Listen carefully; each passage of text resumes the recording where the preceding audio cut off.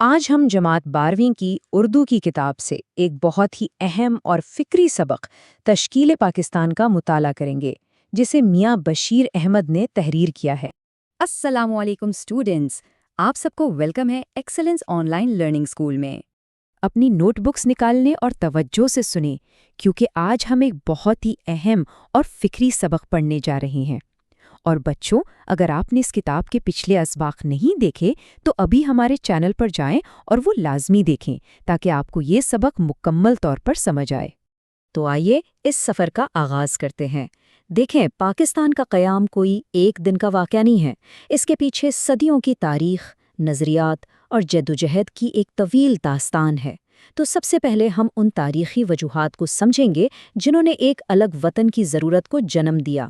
مصنف ہمیں سیدھا تاریخ کے اس نازک موڑ پر لے جاتے ہیں جب 1707 میں اورنگزیب عالمگیر کی وفات ہوئی۔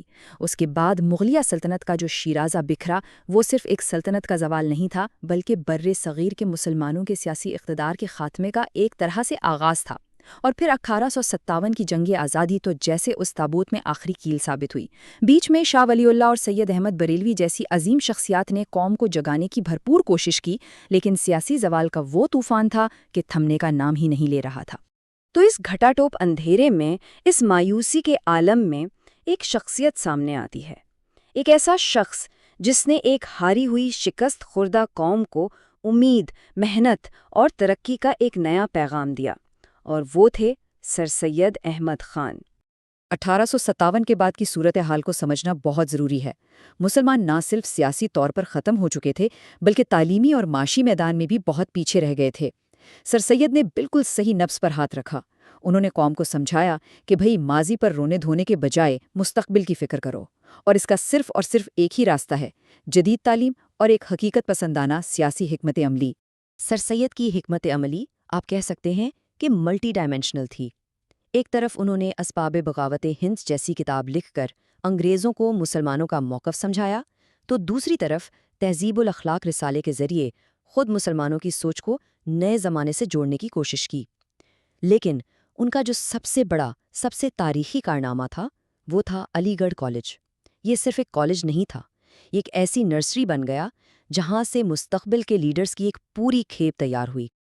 اب یہ جو جملہ ہے نا، یہ تحریک پاکستان کی تاریخ میں ایک سنگ میل کی حیثیت رکھتا ہے۔ 1867 میں جب اردو کی جگہ ہندی کو لانے کا مطالبہ بہت بڑھ گیا، تو سر سید جیسے اتحاد کے حامی انسان کو بھی یہ احساس ہو گیا کہ بھئی ان دو قوموں کی تہذیبی اور ثقافتی جڑیں بالکل الگ ہیں۔ مصنف کے مطابق یہی وہ لمحہ تھا جہاں سے دو قومی نظریے کی عملی بنیاد پڑی۔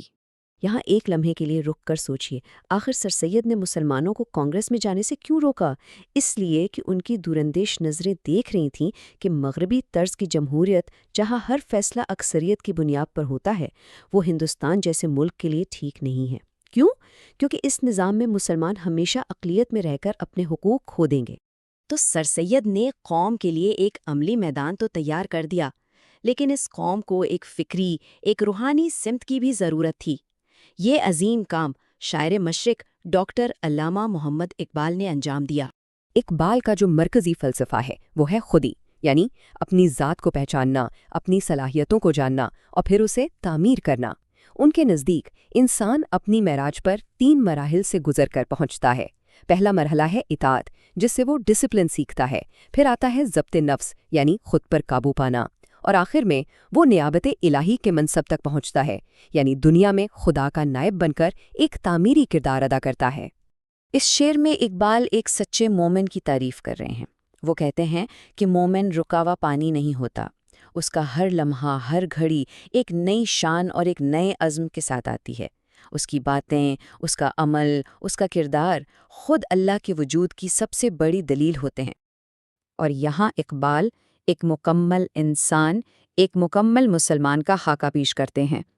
اس میں قہاری بھی ہے، یعنی باطل کے سامنے چٹان کی طرح کھڑے ہونے کی ہمت۔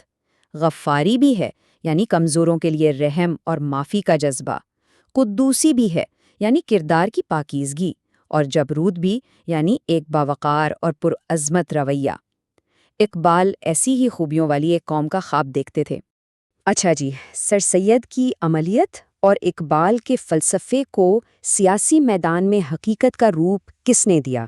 یہ کام کیا اس عظیم شخصیت نے جسے ہم قائد اعظم محمد علی جناح کہتے ہیں۔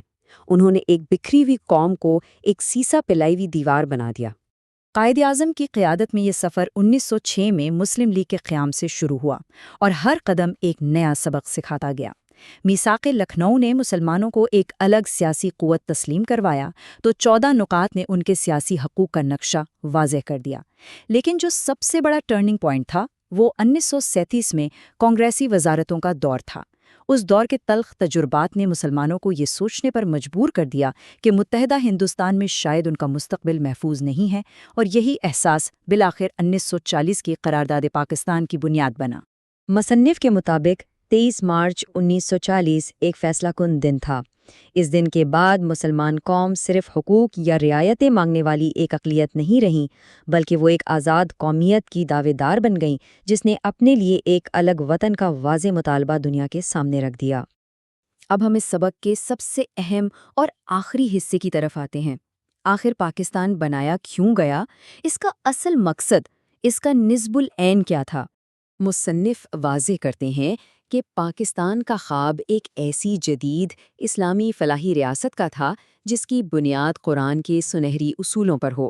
یہ کوئی تھیوکریسی یا بادشاہت نہیں، بلکہ ایک ایسا نظام ہے جہاں انصاف سب کے لیے برابر ہو، چاہے وہ مسلمان ہو یا غیر مسلم، جہاں ریاست غریبوں اور محنت کشوں کی ذمہ دار ہو، جہاں عورت کو عزت اور حقوق کا تحفظ حاصل ہو، اور جہاں معیشت کا مقصد چند لوگوں کو امیر کرنا نہ ہو بلکہ عوام کی خدمت کرنا ہو۔ سبق کا اختتام اقبال کے اسی عظیم ویژن پر ہوتا ہے۔ یہ شعر صرف ایک فرد کے لیے نہیں بلکہ پوری پاکستانی قوم کے لیے ایک پیغام ہے کہ ہمارا مقصد صرف زمین کا ایک ٹکڑا حاصل کرنا نہیں تھا، بلکہ ایک ایسا کارواں بننا تھا جس کی منزل آسمانوں سے بھی آگے ہو، اور جو علم، انصاف اور کردار میں پوری دنیا کے لیے ایک مثال بنے۔ تو یہ تھا تشکیل پاکستان کا ایک مختصر نظریاتی اور تاریخی سفر۔ آئیے اب ذرا امتحانی نقطہ نظر سے اس سبق کو دیکھتے ہیں اور کچھ اہم سوالات کا جائزہ لیتے ہیں تاکہ اس موضوع پر آپ کی گرپ مزید مضبوط ہو سکے۔ پہلا سوال سر سید احمد خان کے کردار پر ہے۔ آپ کو ان کی تعلیمی اور سیاسی دونوں خدمات کی جامع وضاحت کرنی ہوگی۔ دوسرا سوال اقبال کے فلسفے خودی کے بارے میں ہے کہ اس نے تحریک کو نظریاتی یعنی آئیڈیولوجیکل طور پر کیسے مضبوط کیا۔ تیسرے سوال میں آپ سے سیاق و سباق یعنی ریفرنس ٹو دا کانٹیکسٹ مانگا گیا ہے۔ آپ کو بتانا ہے کہ قرارداد لاہور سے پہلے ایسے کون سے واقعات ہوئے جو اس کا سبب بنے۔ اور یہ آخری سوال پاکستان کے بنیادی نظریے کے بارے میں ہے، جس کا جواب آپ کو مصنف کے خیالات اور قرآنی تعلیمات دونوں کی روشنی میں دینا ہے۔ اسٹوڈنٹس، ان سوالات پر غور کیجیے اور اس سبق کے اہم نکات کو اپنے الفاظ میں اپنی تحریر میں ڈھالنے کی کوشش کریں تاکہ آپ کی امتحانی تیاری بہتر ہو سکے۔ اگر آپ کو یہ سبق سمجھنے میں مدد ملی ہے تو اس ویڈیو کو لائک کریں اور اپنے دوستوں کے ساتھ بھی ضرور شیئر کریں۔ برائے کرم ہمارے اس پلیٹ فارم کو سبسکرائب کرنا نہ بھولیں۔ اگلے سبق تک کے لیے اجازت دیجیے۔ خدا حافظ۔